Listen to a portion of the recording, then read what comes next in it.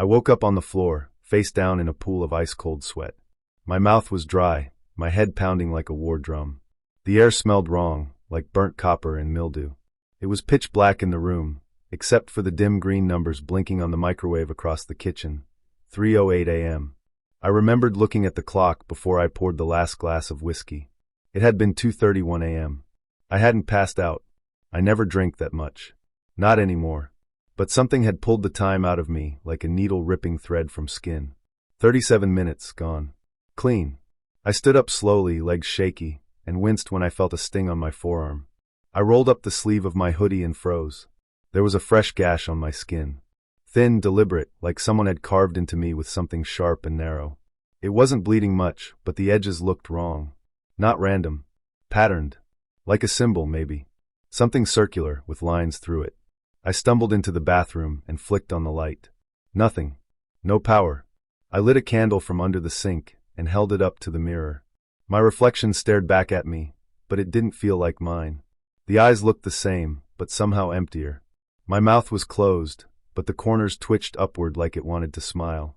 There were shadows under my eyes I didn't remember seeing yesterday, deep and purple, like bruises from within. Then I noticed the walls. Long, thin scratch marks were etched into the drywall above the bed. Not claw marks, deeper than that. They looked like someone had used a knife. 7 strokes, clean, almost ritualistic.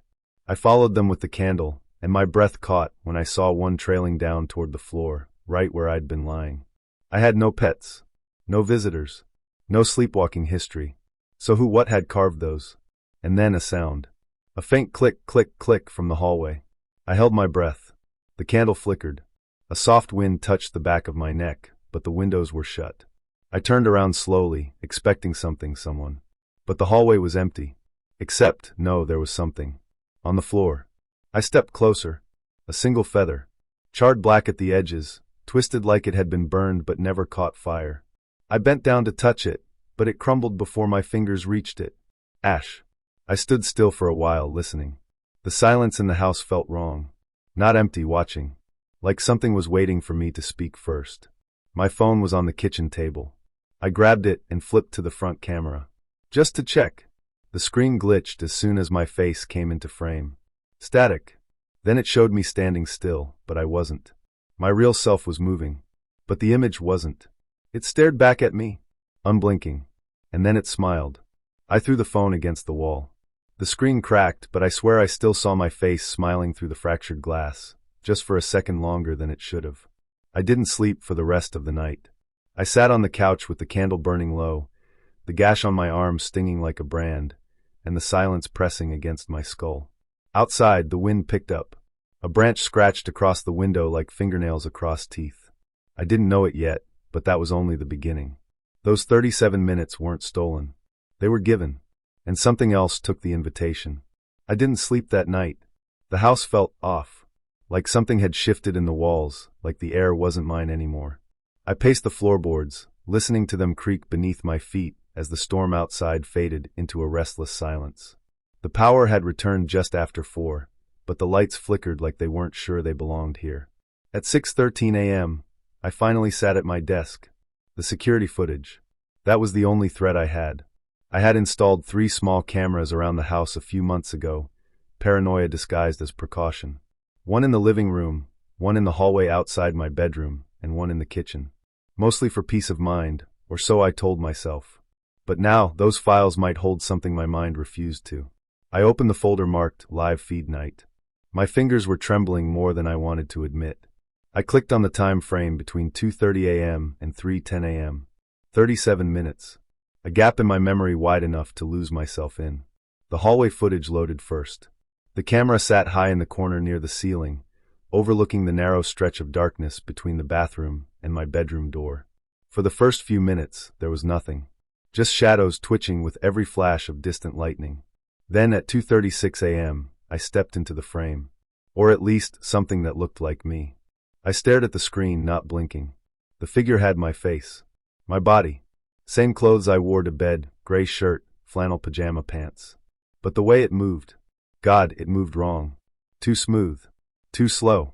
Its head tilted just a little too far as it walked, like its neck was made of damp rope. It turned toward the camera, and smiled. That smile wasn't mine. It stretched, wide and unnatural.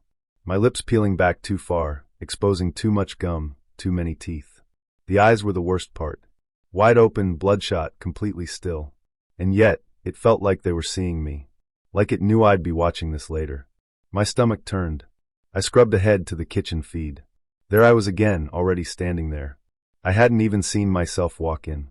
The lights were off, but the camera had night vision, coating everything in a cold green glow. I stood perfectly still in the middle of the room, arms out like I was waiting for something to fall into them. Then I began whispering. I couldn't understand it at first. I turned up the volume, heart pounding, trying to catch every syllable. It wasn't English. It wasn't any language I recognized. Just a stream of wet, guttural sounds, like someone speaking backward while choking on mud. The whispering grew louder, until it was no longer a whisper. Until it filled the kitchen with a violent, raspy chant. And then, I floated. It wasn't a trick of the camera. I was inches off the ground. My bare feet were not touching the floor. My arms snapped upward like a puppet on strings. My head dropped back, mouth wide open, eyes rolled into my skull. I heard something crack in the footage, something inside me. My spine? At 3:07 I dropped. Just like that. Like a switch had been flipped.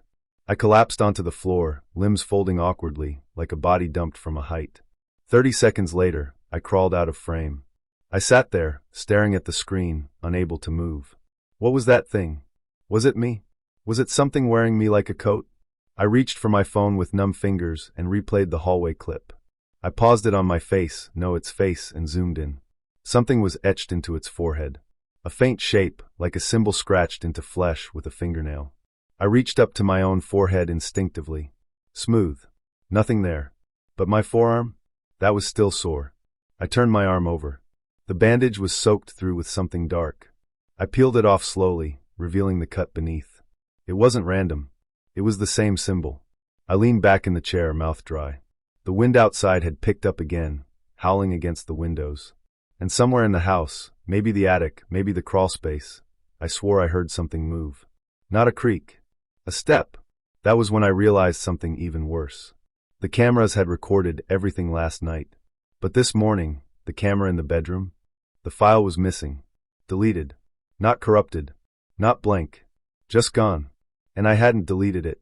At least. I don't think I did. But the thing that wore my skin? Maybe it did. I wasn't ready to tell anyone. But I also knew I couldn't do this alone. After what I saw on the footage, me standing on the ceiling, whispering in that awful, choked-up language, I knew I needed help. Not a doctor. Not a priest. Someone who believed in things that weren't supposed to be real. That's how I ended up at the Newbridge Public Library. It sat on a hill near the old cemetery, half swallowed by trees. The windows were stained and crooked, and the bricks looked like they'd crumble if you touched them too hard. It smelled like paper, mold, and dust, like time had settled in and never left. I wasn't sure what I was even looking for. Books on possession? Demonology? Something to explain what the hell was happening to me?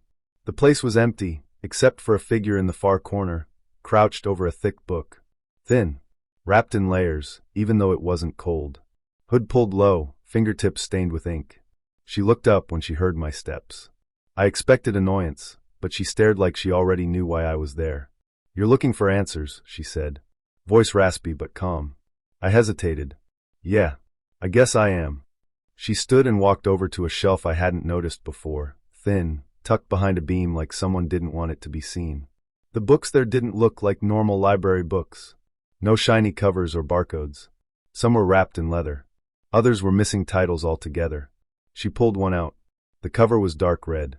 Not painted, more like stained. "Start here," she said. "Chapter 6, specifically. It's about hosts." Hosts? She looked me dead in the eyes. People who come back wrong. I didn't tell her what I saw on the footage. I didn't need to. She sat back at her desk and watched me flip the book open. The pages were brittle, the writing cramped and hard to read. It spoke of a cult, the host of the Shattered Eye. I had never heard of it before, but something about the name made my skin crawl. They believed in embracing possession, letting entities in, merging with them, becoming something more aware, more powerful, but never fully human again. One passage was underlined in red. "Those who return from the threshold do not return alone. The eye watches through them." and sometimes it blinks. I felt sick. What is this? I asked, holding up the book. The woman, Elsie, as her name tag read, sighed and leaned forward. I saw the burn marks then, curling up the side of her neck and under her jaw. Truth. Buried and forgotten. You're not the first to come asking. But you might be the last. My mouth went dry. What do you mean? She stood slowly and moved to a small filing cabinet. From the bottom drawer, she pulled a newspaper clipping. Yellowed. Fragile. It was dated June 12, 1998. Father Rodriguez missing after failed exorcism. Beneath the headline was a grainy photo of a young priest. Eyes wide. Mouth closed in a tight smile. There was something about him, something off. Like he wasn't smiling at the camera, but at something behind it. Rodriguez was one of them, Elsie said. But he didn't just believe. He acted. He summoned things he couldn't send back. And now he's here again. Somewhere in Newbridge. The room felt smaller suddenly. The light colder. And he's looking for someone, she whispered. Someone like you. I closed the book. My hands were shaking. I only lost 37 minutes, I said. That's it. Elsie shook her head. No. That's just what you lost. The thing inside you? It gained something. A door maybe. Or a key. I stepped back. My heart was thudding like a hammer. I didn't invite it in. Doesn't matter, she said. It came anyway. I left the library with the book pressed tight under my arm. I didn't say thank you. Didn't say goodbye. I didn't want to look back. Because something told me Elsie wasn't just watching me leave. She was waiting to see if I came back different. The chapel looked smaller than I remembered. The trees around it had grown thicker, clawing upward like they were trying to escape something buried beneath. Dead leaves crunched beneath my boots as I walked the overgrown path, the air thick with the smell of wet moss and rot. The wooden sign that once read St. Dunstan's was long gone, snapped clean in half and swallowed by ivy. I stopped at the gate. The iron hinges were rusted, but the gate itself was open. Waiting. I hadn't been here since I was 16. The night my brother vanished. We were just kids then, playing at things we didn't understand. The seance was a joke, a dare. Or at least that's what I told myself all these years. But I never really believed it. Not after what happened. Not after he screamed like that. The chapel door creaked when I pushed it open, the sound too loud, too sharp. Like a scream buried in wood. Inside, everything smelled of mildew and time. Pews covered in dust leaned like crooked teeth. Stained glass windows were shattered, their colored fragments scattered like candy along the floor. And the altar was still there. Stone, cracked, and covered in a thick coat of dirt and something else, dark and sticky. Blood? I wasn't sure. My stomach twisted. I stepped closer. The air felt heavier. Charged. Like before a lightning strike. My ears rang. There was writing on the stone. I crouched. Brushed away the grime with my sleeve. It was my name. James, scratched deep into the surface, ragged and uneven, as if carved in panic. Beside it, smaller words. I could barely make them out. They weren't in English. Or Latin. Not anything I recognized. But somehow I understood them. The gate remembers you. I backed away, heart pounding. The walls seemed closer than before, pressing in. A draft of cold air curled around my neck like a hand. I spun around. Nothing. No one. But I wasn't alone. I knew that. There was something else in here. I stepped further into the chapel, past the altar, to the place behind it, the place we had drawn the circle all those years ago. It was still faintly visible on the stone floor. Burn marks forming the outer ring. I remembered laughing as we lit the candles. I remembered the silence when the flame died all at once. And I remembered my brother's eyes widening before he was pulled backward into the dark. I never told anyone what I saw. Who would believe me? But now, looking at that circle, I felt the same cold breath, the same pressure on my chest. My hands began to shake. Then I heard it. A faint whisper. Jamie. My knees buckled. That voice, I hadn't heard it in 17 years. But I knew it. It was him. My brother. I turned slowly, scanning the shadows. The voice didn't come again. Instead, something else did. A hum, low and deep, rising from beneath the chapel floor. I dropped to my knees, pressing my ear to the stone. The hum turned into a chant. Muffled. Repetitive. And then, a second voice. Louder. Clearer. Harsher. Come back to me. I stumbled to my feet and ran out of the chapel, heart hammering against my ribs.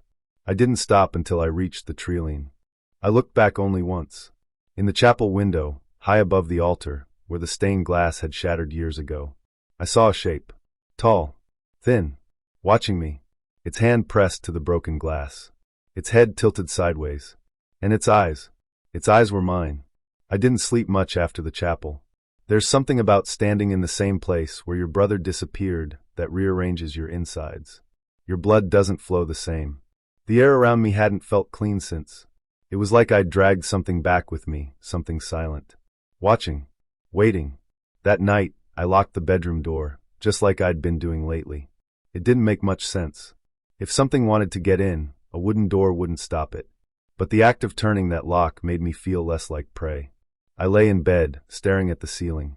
The moonlight pushed through the blinds in pale strips. Shadows shifted slowly across the walls like they had weight. I closed my eyes. Maybe for a minute. Maybe for hours. Then I heard it. A whisper. Faint. Like wind brushing across an old book. It came from behind the wall, just to my left, where the headboard touched the plaster. I turned quickly. Nothing. Just stillness and the low hum of my tired thoughts. Then I heard it again. James. This time, it wasn't the wind. It knew my name. I sat up, heart banging hard in my chest. I pressed my ear to the wall, holding my breath. Silence. Then, you let him go. The voice was male. But wrong. It sounded like someone imitating a human, someone who had studied us, but didn't quite get it right. The cadence was off, like the words were being forced through a throat that had forgotten how to use them. You let him go. Now I wear your skin. My stomach twisted. I backed away from the wall, stumbled to the middle of the room, and turned on every light I could. The voice didn't follow me. It stayed in the wall, like it belonged there. I told myself it was just exhaustion. Maybe a dream. But then I noticed something I hadn't before: scratches. Thin, uneven lines beneath the paint. Dozens of them, carved like someone had taken their nails to the wall. I leaned closer. No. Not scratches. Words. Etched, barely visible unless the light hit them right. Open the breach. I stepped back. I didn't remember writing that. And if I had, why didn't I remember the pain of digging it in?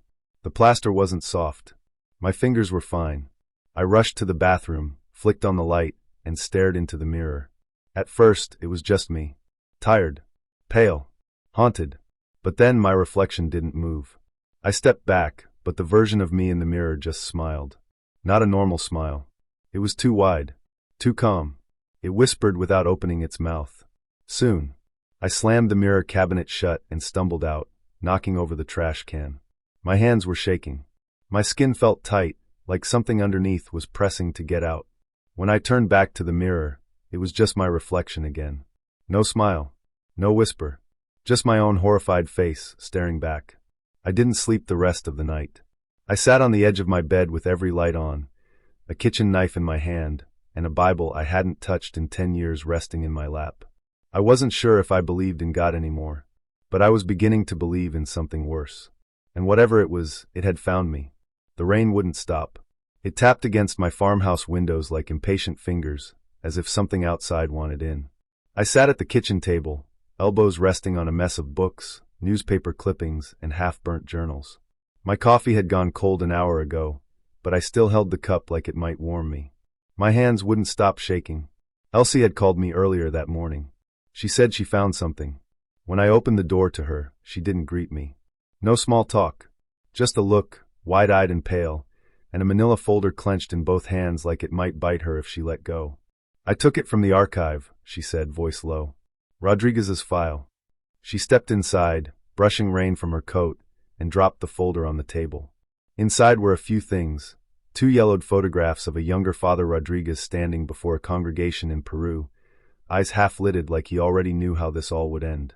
A page stamped by a psychiatric hospital in Massachusetts, marked unfit for clerical duty. And then, folded in 4 like a forgotten secret, a letter. It wasn't typed. It was scrawled frantic, like someone wrote it while their hand fought back. I unfolded it carefully. It read, "To whom it may concern. If you are reading this, then the breach has likely reopened. There is a name you must never speak aloud. But if you've seen the symbols, if they've begun appearing in your home, your dreams, or beneath your skin, then you already carry it. Eli Akram. It isn't a demon in the way we used to believe.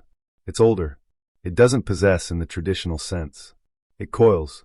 It waits. It mimics memory until you can't tell what was yours and what was borrowed. I thought I could contain it. I was wrong. I only fed it. There is a boy in Newbridge. He survived a ritual that should have killed him. He is the door, and it is already reaching through. Forgive me. R. The letter trembled in my hands. The ink at the bottom had smudged like someone had cried over it, or tried to rip it out of their own history. I looked at Elsie. She stared at me the whole time I read, unblinking. You're the boy, she whispered. I didn't answer right away. My breath was stuck somewhere between my throat and my chest. I remembered that night, the woods, the circle of salt, my brother's hand in mine before it was gone. The cold, the chanting, the scream that wasn't human. I didn't survive, I said finally. Not all of me. Elsie sat down across from me.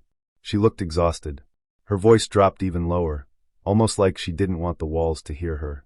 There's more, she said, pulling out a single page torn from an old journal. Rodriguez believed that once the entity takes hold, it doesn't leave. It learns. It studies the host. Sometimes it doesn't even need to possess anymore. It becomes a shadow in the mind. A second heartbeat. I felt it then. A cold pulse behind my eyes. Like something waking up. I turned the journal page toward me. The handwriting was jagged, desperate. At the center was a drawing. It looked like a man, no, a thing, standing with his arms out, mouth open wide.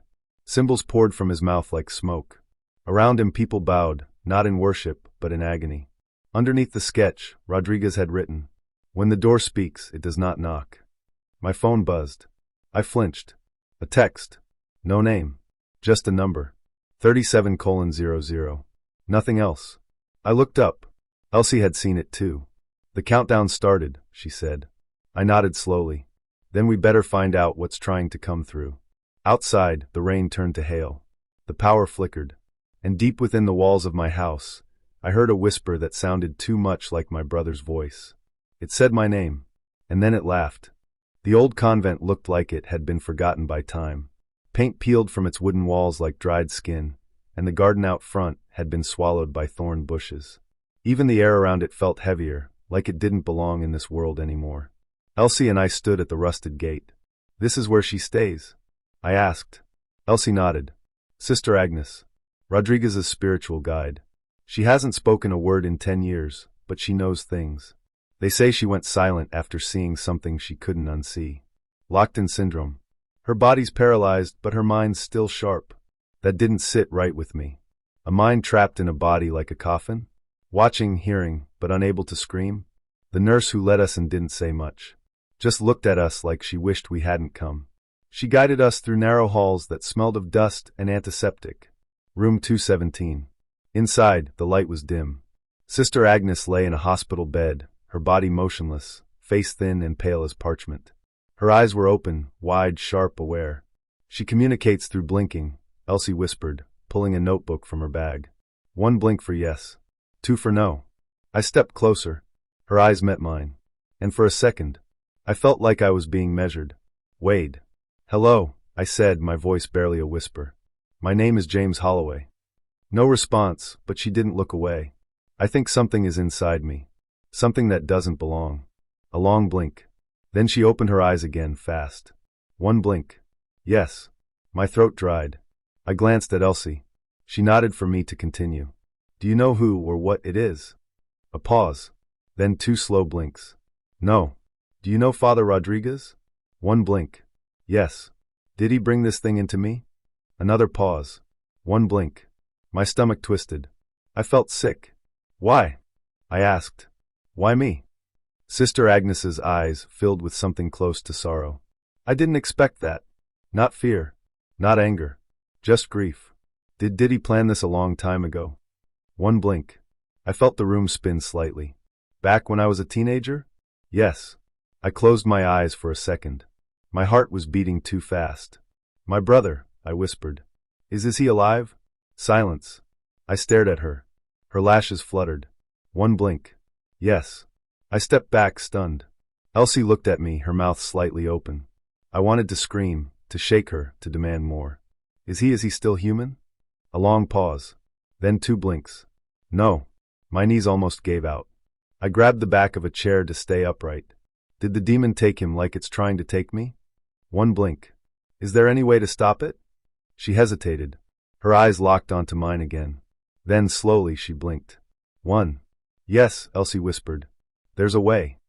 "But it'll cost me, won't it?" I asked. Another blink. "Yes." The air in the room grew colder. Not in temperature, but in spirit. Like something had passed through. Like something had heard. I stared at the woman in the bed. Silent. Still. But her eyes were alive with secrets. Whatever had happened to her had left her like this. And yet, here she was, still warning strangers. Still trying to make it right.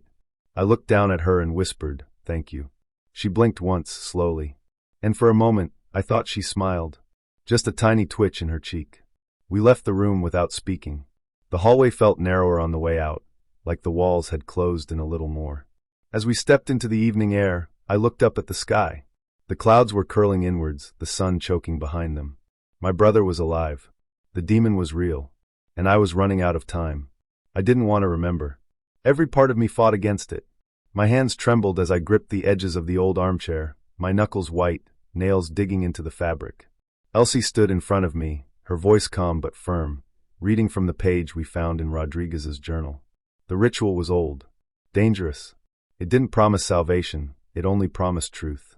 And truth was the one thing I wasn't sure I could handle. The air inside the farmhouse was heavy that night, like the walls were holding their breath. Candles flickered across the room, casting shadows that moved like they had minds of their own. I sat in a salt circle on the floor, blindfolded, heart hammering like a war drum. "Are you ready?" Elsie asked. I lied. Yes. Then came the silence. She began to speak, slowly, in a language neither of us truly understood. The words felt sticky in the air, thick like molasses. They pulled at something inside me. My pulse slowed. My breathing changed. The world drifted. And then, nothing. Just blackness. A cold, endless black. But not empty. No, this dark was full. Full of weight, of pressure, of presence. I wasn't sitting anymore. I wasn't anywhere, not really. I was floating, or maybe falling. There was no floor beneath me, no sky above. Only the sense that I had crossed into a place not meant for me. Then I saw it. A throne. Not golden, not glorious. It was made of teeth. Thousands of human teeth stacked and fused together, some still wet with blood. And sitting on it, smiling, was a figure with no face. Just a smooth, gray surface, like wet clay that never dried. Around it, the ground pulsed like flesh. Veins as thick as tree roots throbbed beneath the skin of the world. The air buzzed with voices, all whispering my name. James. James. James. My legs moved on their own. Each step felt like walking through tar. The closer I got, the louder the whispering became, until it wasn't voices anymore but screams. Screams in reverse. Screams trying to crawl backward into mouths long dead. And then I saw him. Daniel. My little brother. He was chained to the wall beside the throne. Skin pale. Eyes wide. Lips sewn shut with black wire. "Daniel." I shouted, but the sound didn't leave my mouth. It vanished as soon as I spoke it, eaten by the air. He looked at me. His eyes, they weren't angry. They weren't scared either. They were begging. I tried to run to him, but the floor cracked open beneath me. Hands shot up, black, bony things with too many fingers. They grabbed my ankles, my wrists, my throat. I was being pulled downward, into something deeper. The thrown figure stood up, slow and fluid, like it had no bones at all. It pointed at me. And then it spoke. "You opened the gate once," it said in 1,000 voices. "And you will again." I screamed. This time the sound worked. It echoed off the walls of that place, shaking the teeth, making the chains on Daniel's arms rattle. I thrashed, kicked, tore at the hands dragging me down, but they were part of me now. I felt their grip inside my bones. The demon wasn't just watching. It was living through me. "Why me?" I shouted. "Why are you doing this to me?" It tilted its head. "You broke the boy. You left him behind. You are already mine." The hands pulled harder. I looked at Daniel one last time. Tears fell down his cheeks. One of the chains snapped. I reached for him. We almost touched. Almost. And then I woke up. I gasped like I'd been drowning. My lungs burned. My skin was freezing. I was back in the farmhouse, flat on my back, the salt circle around me shattered. The candles had melted down to puddles of wax. Elsie knelt over me, pale and shaking. "James," she whispered, "what did you see?" I couldn't answer. I looked at my arms, fresh bruises where the hands had grabbed me. My fingernails were blackened like they'd been burned. My voice was raw. I saw it, I said hoarsely. I saw him. Daniel. He's alive. He's not gone. Elsie's eyes widened. And the thing inside you? It wants me to open something, I said. Another door. Another breach. I didn't tell her the worst part. I didn't tell her that part of me wanted to. Because when I stood in that place, when I looked into Daniel's eyes, some small part of me felt closer to the truth than ever before. And I think that's exactly what it wanted. The graveyard was older than the town itself. The headstones were crooked, leaning like drunk men frozen in place. Moss clung to the edges of names long forgotten. Some were just smooth slabs now. No words, no dates, just stone and silence. The ground squished beneath my boots. Rain had fallen the night before, and the scent of wet earth mixed with something else, something metallic. Like blood. I kept walking. Elsie had traced the symbol on my arm to an old church record buried in the town archives. A forgotten sect, the host of the Shattered Eye. They believed demons weren't to be cast out, but invited in. That the veil between our world and theirs was thin and certain people, chosen vessels, could cross over. I didn't want to believe it. But the footage, the whispers, the blackouts, the 37 minutes, and now the graveyard. I found the mausoleum, just as she said, covered in ivy. An angel on top, broken-winged, staring down with hollow eyes. Its hands weren't praying. They were reaching. The door groaned as I pushed it open. Stale air hit my face, like rot in old candles. My flashlight flickered. I stepped inside. It wasn't large. A single stone coffin in the middle. Walls lined with ash shelves, bones and rusted tins. But I noticed the floor had scratches near the coffin's base. Long ones, curved like claws. I dropped to my knees and pressed my hand against the stone slab. Cold. But I could feel something beneath it, movement. Like a soft pulse. I ran my fingers along the edge. Found a small groove. Then click. The floor shifted. A slow, grinding sound. The slab slid aside to reveal a staircase descending into blackness. I hesitated. But I had to know. Each step down was like walking into someone else's dream. The air grew colder. The flashlight buzzed, barely holding on. The stairs ended in a narrow tunnel made of carved stone. Symbols lined the walls, twisting eyes, burning crowns, hands holding their own tongues. I tried not to look too closely. The tunnel opened into a chamber. Candlelight danced on the walls. Symbols everywhere, drawn in red, fresh. And in the middle sat him. Rodriguez. He looked older than in the files. His hair long, white, and tangled. Skin pale, stretched tight over bones. But his eyes were alive. Too alive. Like something was watching me through him. "Welcome, James," he said, as if we were old friends. "You came back." I didn't answer. He gestured to a chair across from him. I stayed standing. "You've felt it, haven't you?" he asked. "The voice beneath your thoughts. The hunger behind your eyes. You are a door now, James. A sacred passage. And he is almost ready." I clenched my fists. "What did you do to me?" Rodriguez smiled. "I didn't do anything. You did. That night, long ago, when you and your brother tried to speak to the other side. You opened the crack. I just watched. I felt the blood drain from my face. 'My brother,' I whispered. 'Is he still alive?' 'In a way,' Rodriguez said. 'Eli Akram took him, yes. But that kind of taking, it's not death. It's transformation. Your brother became the first shard. And now you are the final piece.' My legs felt weak. 'I'm not your vessel,' I growled. 'But you already are,' he said gently. 'You just haven't surrendered yet. But you will. The 37 minutes? That was only the beginning. He's choosing you. Bit by bit. Soon, James, you won't want to fight it.' I backed away. 'I came here to stop this. Whatever this is. I will find a way.' Rodriguez didn't move. 'There is no way. There is only the eye, James. And it never blinks. Not anymore.' Suddenly, a sound echoed behind me, like 100 hands slapping stone. I spun around. The tunnel had closed. Gone. I turned back to Rodriguez, but he was gone too. Chair empty. Candles flickering out one by one. Then came the whisper. Not from the walls. From inside me. It spoke a word I couldn't understand, but my body responded. I screamed. And then I ran. I didn't sleep the night before. I couldn't. The walls of the farmhouse whispered. My shadow moved when I stood still. The mirror in the hallway kept showing someone else, someone taller, eyes too wide, mouth too calm. I smashed it with a crowbar. Still, I felt it watching me. Elsie sat at the kitchen table, surrounded by scattered papers, scorched Bible pages, torn leather-bound books that smelled like mold and copper. The counter-ritual was there, buried in Rodriguez's mad scribbles and ancient Latin, etched in jagged letters like they were scratched in by someone whose hand wasn't quite human. "It's not a banishment," Elsie muttered, her voice barely above a whisper. "It's a severing. A ripping. It won't push it out of you. It will lock the door behind it. And if it's still inside when the door closes?" I asked. She didn't answer. The sky outside turned the color of bruises. A storm rolled in, quiet, no thunder, just deep, heavy clouds pressing down like they wanted to crush the house flat. I packed what I needed: a lantern, the ritual pages, salt, a knife, and a glass vial filled with water from the chapel's old font. Elsie tucked the leather-bound book under her arm and looked at me with hollow eyes.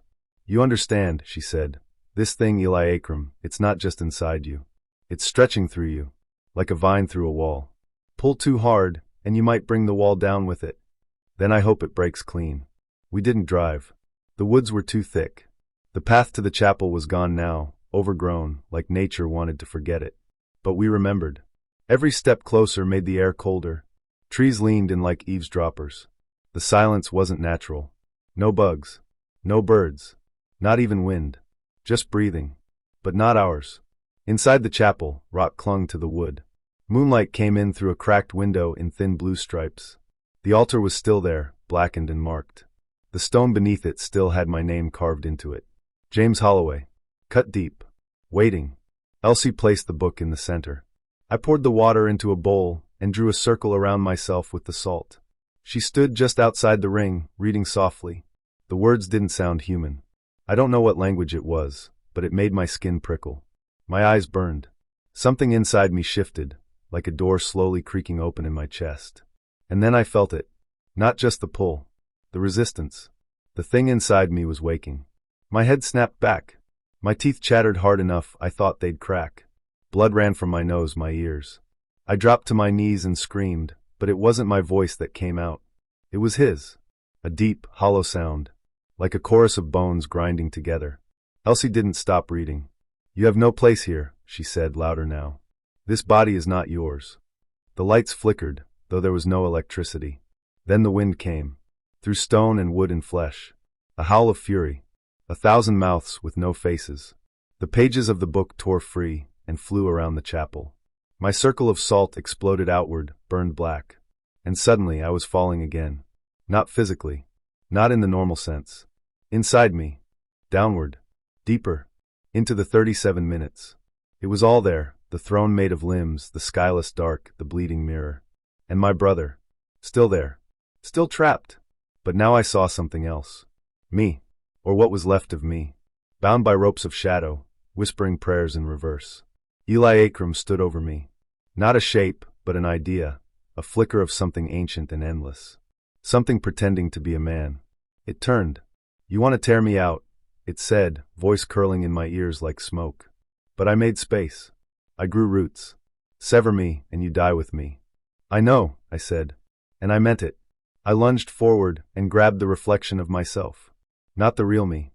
Just the part of me that still believed the lie. And I tore. Light split the dark. White. Burning. Screaming. The world around me shattered like glass. Symbols bled from my skin. My mouth filled with ash. I heard Elsie calling my name, far away like underwater. Then, silence. I opened my eyes. I was still in the chapel. The storm was gone. The sky above was starless. The salt was scorched into the floor. The water bowl shattered. Elsie was sitting against the wall, breathing hard, her hair singed, fingers bleeding. She looked at me, eyes wide. "James," she said slowly, "you're still here." I wanted to say yes. But I wasn't sure. I could still feel it. Not inside me anymore. But near. Waiting. Behind the door we just slammed shut. I never expected the wind to sound like screaming. That night, as we stood before the rotting chapel, the trees bent and bowed like they were trying to flee. The moon hung low behind the clouds, swollen and pale like a blind eye. I held the pages of the ritual in one hand, the iron dagger in the other.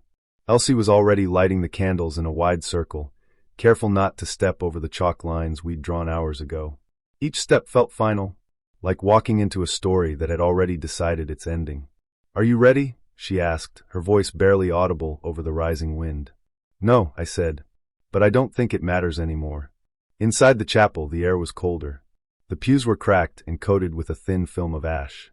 The altar at the front still had my name carved into it. It pulsed faintly now, like a heartbeat. The smell of burnt paper and iron filled my nose. We set everything up exactly as the book described. The 7 symbols were painted on the floor with goat's blood. The dagger was laid flat beneath my feet, and I had memorized the words, though I didn't speak them yet. The possession had taken pieces of me, memories, time, even the way I thought. And tonight, I was going to take it all back. Elsie handed me the final piece of the ritual, a small, sharp shard of obsidian. "When you begin to slip," she said, "cut your palm. Anchor yourself to pain." I nodded, but my hands trembled. Deep down, I knew what this was. I wasn't going to fight the demon. I was going in, and I might not come back. I stepped into the center of the circle and closed my eyes. The first word I spoke didn't come out of my mouth. It came from somewhere beneath my ribs, dragging its way out like it had waited centuries to be free. The room began to spin, but not fast, just enough to make everything feel wrong. Like gravity had stopped obeying the rules. I kept going, word after word. Some choked, others whispered, and one word, I didn't say at all. It just was, like it had always existed in the air, waiting to be heard. That's when the floor disappeared. Not collapsed, just vanished. I wasn't in the chapel anymore. I stood in a place made of nothing and everything. Black skies with no stars. A ground that pulsed like flesh. And ahead of me, a throne made of bone and smoke, twisting as it breathed. On it sat a thing I can't describe, not fully. Its face shifted like oil in water. Sometimes it looked like my brother. Sometimes it looked like me. "You came back," it said. But it wasn't a voice, it was a sound that cracked my skull from the inside. "I want him," I said. My voice sounded so small. The creature smiled without a mouth. "You already have him. He is part of you now. The moment you let go, he stayed. And Io came with you." Behind the throne, I saw him, Daniel. My brother. His eyes were still human, still his, and they were begging. His wrists were chained to nothing, his body half submerged in the black ground. "I can take him," I said. "I'll trade myself." The thing laughed. Not loud. Just a whisper that shook the entire place. "But you already belong to me." I ran. I don't know how my legs moved, but I did. I reached Daniel and grabbed his arm. It was cold. Too cold. Like he wasn't fully alive. "You shouldn't have come back," he whispered. And then I understood. This wasn't a place you escaped. You made a choice, who leaves and who stays. He looked at me, tears sliding down his cheeks. "You have to wake up, James." I shook my head. "Not without you. You have to. You're the only one left who remembers who I was." Something cracked behind me. The air bent. The throne stood empty now. The demon had slipped behind me. I pulled Daniel as hard as I could, but the black ground began pulling him down like quicksand. I had a choice. Let him go and escape, or stay and lose myself forever. I let go. I screamed his name. He didn't scream back. The world tore in half. I fell. The last thing I saw before the light returned was his face, looking at me with something I hadn't seen in years. Peace. Then I was back. On the floor of the chapel. Blood on my palm. Candles blown out. Elsie gone. And burned into the wood beneath me was a single phrase, written in a language I couldn't read, but somehow understood. "You chose. Now live with it." My hands shook as I stood. The air was dead quiet. The chapel smelled like fire and metal. Outside, the storm had passed. But deep inside me, something whispered. I don't think I left everything behind. Not yet. They said I was found wandering along the edge of Route 9, barefoot, shirtless, my arms covered in dried blood and soot. I was mumbling something in Latin. At least, that's what the paramedic told the nurse. I don't remember walking there. I remember the sound of my heartbeat echoing in a place that didn't have walls. I remember standing on a black plain under a sky that breathed like lungs. I remember my brother's voice calling my name, not with words, but with pain. They say trauma makes the mind protect itself by forgetting. But this was no protective forgetfulness. It was as if someone had taken a knife and carved those minutes out of my soul. The doctors ran tests. Blood work, MRI, EEG. Nothing unusual, they said. Just dehydration, exhaustion, mild hypothermia. They tried to get me to speak to a psychiatrist. I laughed in his face. They wouldn't understand. The chapel was gone. Burned to the ground. No news stories. No police tape. Just ash and a foundation that smelled like old rot and wet stone. I went there as soon as they discharged me. My feet sank slightly into the blackened earth. It was silent. Too silent. Elsie was gone. Her number didn't work. Her apartment was empty. No books. No furniture. No sign she'd ever existed. Like she'd been erased. I went to the library and asked the new clerk about her. She frowned and told me no one named Elsie had worked there, at least not in the last 10 years. I almost believed her. Almost. But at night, when I'm lying awake and the lights flicker just once, I swear I hear the soft scrape of pages turning in the dark. And the mirror, God help me, the mirror doesn't always show what it should. A week ago, I caught a glimpse of my reflection smiling, but I wasn't. My mouth was still. My face blank. But the reflection grinned at me like it remembered something I didn't. There's something else too. The scar on my arm where the symbol used to be, it healed. But not like normal. It smoothed out into clean skin, but under certain light, I can still see the faint outline of the eye. Not a human eye. Something ancient. Something hungry. I haven't blacked out again. Not completely. But sometimes I lose a minute or two. Sometimes I wake up with soil under my nails. Sometimes I feel like I'm not alone in my own head. I asked myself once if it was worth it, giving up my brother to escape that place. To close the breach. To lock the door. But the truth is, I don't think I locked anything. I think I left it open. And I think it's still watching me. Waiting. Because when I close my eyes at night, I hear a whisper. Just one word. Again.